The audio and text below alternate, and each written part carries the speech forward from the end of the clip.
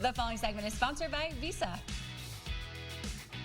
The holidays are peak season for fraudsters, scam artists, and cyber criminals. And last year, more than 300,000 Americans were victims of cybercrime, according to the FBI.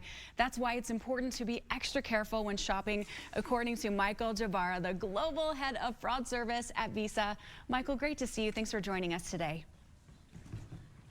Thank you so much for having me. Of course. Okay, what is the most important message for consumers? What do you want people to know?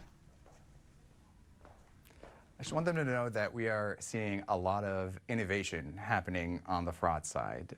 As we're approaching the peak holiday season, there are many criminals out there that are on the prowl looking to take advantage of consumers who are buying in-store, online, in anticipation of that. And so as we go into that period, I just want to make sure everybody has cybersecurity top of mind, whether you're a consumer or a merchant.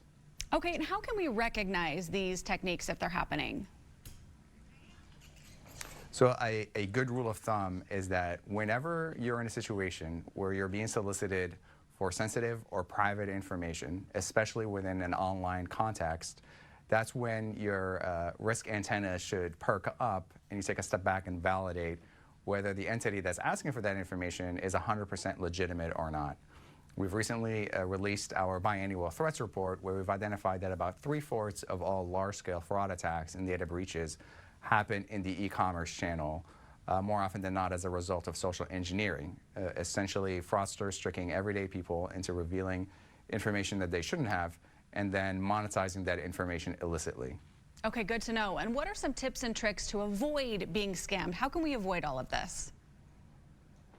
Yeah, so when you're shopping in store, making sure that you're using a card that has a chip on it or the contactless symbol essentially denotes that when you are making that transaction, your payment data is secure, even in the event of a potential data breach. And then when you're shopping online, avoiding using public Wi-Fi networks to transmit sensitive payment data.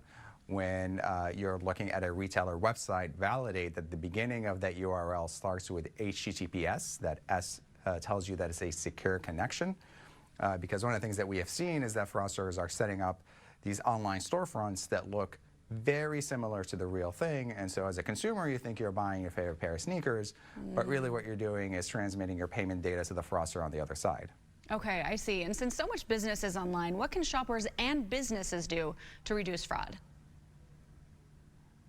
Well, I think the key thing to keep in mind is that, fraudsters are out there, they're relentless, they're innovative, but consumers and businesses have a strong ally in Visa, kind of helping them kind of be that first line of defense. We've invested over $9 billion in cybersecurity over the last 5 years, building up next-gen technologies and deploying a world-class team of experts to prevent billions of dollars of fraud on an annual basis. Of course, we can't do it alone, and so if you're a consumer, making sure that you're taking full advantage of the tools available to you so that you're protecting yourself as well.